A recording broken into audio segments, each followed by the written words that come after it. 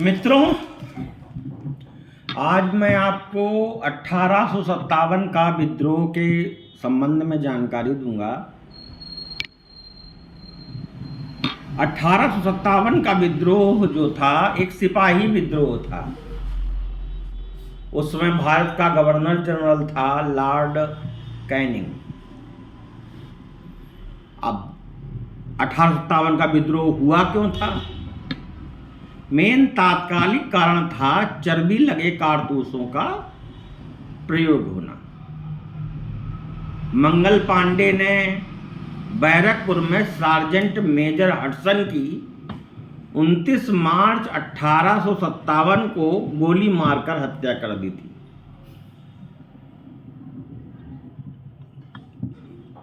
General बाग की हत्या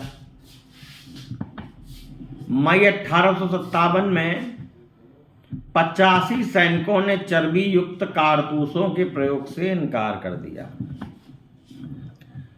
तीसरी रेजिमेंट ने चर्बी वाले कारतूसों के प्रयोग से मनाही की।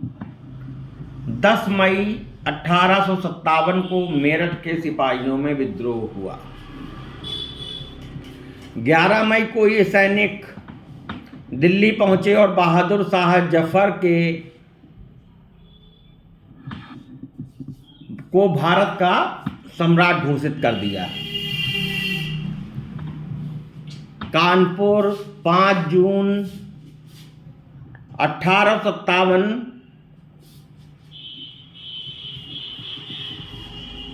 को अंग्रेजों के हाथों से निकल गया। क्रांति का नेतृत्व जनरल बख्त खां बरेली में कर रहा था। अब मैं आपको कुछ स्थान बताऊंगा और जो जिन नेताओं के नेतृत्व में ये विद्रोह हुआ था 1857 का, उनका नाम मैं बताऊंगा, उसे आप गौर से लिख लीजिएगा। सबसे पहला विद्रोह मैं आपको बताता हूं कि फैजाबाद में हुआ था, मौलवी अहमद उल्ला खां के नेतृत्व में। लखनऊ में बिजरिस कादर और बेगम हजरत महल के तत्वावधान में हुआ था। मेरठ में कदम सिंह के नेतृत्व में हुआ था। इलाहाबाद और बनारस में लियाकत अली के नेतृत्व में हुआ था। मथुरा में देवी सिंह के नेतृत्व में हुआ था। बरेली में खान बहादुर खान के नेतृत्व में हुआ था। हरियाणा में ये गोरिल्ला युद्ध प्रसिद्ध था, राव तुलाराम के नेतृत्व में। दिल्ली में बहादुर शाह जफर और बख्त खां के नेतृत्व में हुआ। फतेहपुर में अजीमुल्ला खां के नेतृत्व में हुआ। संबलपुर में सुरेंद्र शाही के नेतृत्व में हुआ। आरा बिहार में अमर सिंह कुंवर सिंह जो जगदीशपुर के जमींदार थे, उनके नेतृत्व में हुआ।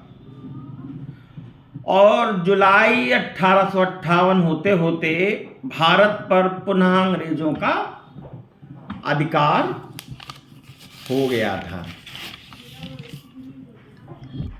विद्रोह का क्रम कैसा हुआ मैं आपको बताऊं। सबसे पहले मेरठ स्थान चालू हुआ था, फिर बरेली में हुआ, फिर कानपुर में हुआ, फिर झांसी में हुआ। कौन से प्रांत शामिल नहीं हुए इस विद्रोह में 1857 के? मद्रास, मुंबई, पश्चिमी पंजाब, राजपुताना और बंगाल। विद्रोह में भाग किसने किसने लिया? कृषकों ने लिया, दस्तकारों ने लिया, परंपरागत जमींदारों ने लिया, विस्थापित राजियों ने लिया, धर्मगुरुओं ने लिया। और 1857 के बाद का विद्रोह के बाद का जो युग है, आर्थिक शोषण का युग कहा जाता है। लॉर्ड डलहौजी को कई इतिहासकारों ने आंदोलन के लिए उत्तरदायी ठहराया था। डलहौजी की हड़प नीति जो थी, ये कई प्रकार से डलहौजी ने अपनी हड़प नीतियाँ चालू की थी, जिससे जो मुल्क थे वो उसने अपने कब्जे में कर लिए थे। शासितों के हित में विलय अर्थात कुशासन के आधार पर, यानी उनका शासन बुरा नहीं था, उसमें अवध को अपने अंडर में कर लिया। विजय के अधिकार द्वारा विलय किसके कौन कौन ने किया? पंजाब, पीगू, सिक्किम,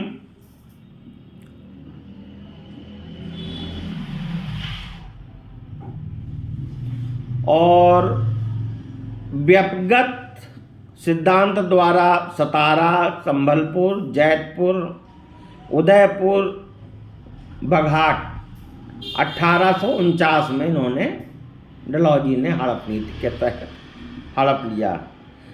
झांसी को 1853 के तहत, नागपुर को 1854 के तहत, अवध को 1856 के तहत। तंजौर और कर्नाटक के नवाबों की राजकीय उपाधियों की समाप्ति कर दी इस डलहौजी ने। 1857 का प्रमुख जो आर्थिक कारण था वो भारतीय धन का निष्कासन था। भारत का जो धन था वो बाहर जाने लगा था। इस कारण मेन उद्देश्य हुआ था कि यहाँ पर विद्रोह प्रारंभ हो गया था। और 1857 के समय ब्रिटेन का प्रधानमंत्री जो था पामस्टर्नर था। 1857 में विद्रोह का राजनीतिकरण जो था, व्यक्तिगत सिद्धांत, पेंशन व पदों का समाप्ति कर दिया गया, इस कारण हुआ। 1857 के विद्रोह का प्रभावित क्षेत्र जो था वो सतलज से नर्मदा तक था। 1857 के विद्रोह की पराजय में महत्वपूर्ण भूमिका टेलीग्राफ ने की। 11 मई 1857 को नाना साहब ने बहादुर शाह जफर का पेशवा अपने आप को घोषित कर दिया। 1857 के विद्रोह के समय अवध का जो कमिश्नर था वो हेनरी लॉरेंस था। कुछ इसमें सामंतवादी राज्य थे जिन्होंने विद्रोह दमन में सहायता दी थी। एक राजस्थान के राजा थे, बड़ौदा के गायकवाड़ थे, हैदराबाद के निजाम थे, ग्वालियर के सिंधिया थे और पटियाला के। लेकिन मद्रास एक ऐसा राज्य बचा जो इस विद्रोह से पूरी तरह अछूता रहा। इस विद्रोह के बाद बहादुर शाह जफर को रंगून भेज दिया गया, तात्या टोपे को फांसी दे दी गई, नाना साहब नेपाल भाग गए, बेगम हजरत महल को भी नेपाल विदा कर दिया गया। नवंबर 1857 को विद्रोहियों ने जनरल बिंडहम को कानपुर के पास परास्त किया था। अंग्रेजों का मुख्य उद्देश्य क्या था? भारतीयों को क्या बनाना? ईसाई बनाना था। भूमिपतियों को कर मुक्त किया गया। अधिकार प्रच्छाद अर्थात व दस्तावेज दिखाने पर इनको कर मुक्त कर दिया गया भूमिपतियों को। इस समय विद्रोह के पश्चात 1858 का अधिनियम लागू हुआ। भारतीय प्रशासन का नियंत्रण कंपनी से छीनकर ब्रिटिश क्राउन को कर दिया गया। इंग्लैंड में भारतीय राज्य का सचिव का प्रावधान होने लगा। यूरोपीय सैनिकों की संख्या 40,000 से बढ़ाकर 65,000 कर दी गई और भारतीय सैनिकों की संख्या 2,38,000 से 1,40,000 कर दी गई। सबसे पहले एक पैदल टुकड़ी थी जिसने विद्रोह प्रारंभ किया था, उसे 20 NI कहते हैं। लंदन में भारतीय नागरिक सेवा की प्रतियोगिता प्रारंभ हुई 1861 ईस्वी में। अब कुछ विद्रोहियों के नाम मैं बताता हूँ। विद्रोह का स्थान जो था और उसका दमनकर्ता जो था। विद्रोह का स्थान दिल्ली में जिसका दमन किया हडसन और जॉन निकोलसन ने। कानपुर में विद्रोह हुआ, उसको विद्रोह का दमन किया James Outram, Campbell, Major Havelock ने। लखनऊ में कैम्पबेल और हैवलॉक ने किया। झांसी ग्वालियर में कैम्पबेल और यूरोज ने किया। इलाहाबाद बनारस में कर्नल नील ने किया। बरेली में कैम्पबेल ने किया। फतेहपुर में जनरल रेवर्ड ने किया। पंजाब में जॉन लॉरेंस ने किया। बिहार में विलियम टेलर और आयर ने किया। और जगदीशपुर में भी विलियम टेलर और आयर ने किया। 1854 में डाकघर अधिनियम जब पारित हो गया तो सैनिकों को निःशुल्क डाक सुविधा समाप्त कर दी गई। लॉर्ड डलहौजी के गवर्नर होने के समय 3 विद्रोह हुए थे। मेनला एक 1849 में 22वें में एनआई का विद्रोह हुआ। 1850 में 66वें में एनआई का विद्रोह हुआ और 1852 में 38वें एनआई का विद्रोह हुआ। 1824 में बैरकपुर में सैनिकों ने समुद्र पार बर्मा में सेवा करने से मनाही कर दी थी। इस कारण 47वीं रेजिमेंट भंग कर दी गई। 1856 में सरकार ने पुरानी लोहे वाली बंदूक ब्राउन बैस के स्थान पर नवीन इनफील्ड राइफल्स का उपयोग किया। इन राइफल्स में इनका प्रशिक्षण जो था दमदम, अंबाला और सियालकोट में दिया जाना था। दिल्ली में शस्त्रग्राह का कार्यवाहक जो था लेफ्टिनेंट बिलोबी थे। लेफ्टिनेंट हडसन ने बहादुर शाह जफर के 2 पुत्रों और एक पोते को यह वचन देकर कि उन्हें कोई क्षति नहीं पहुंचाई जाएगी गोली से मार डाला था।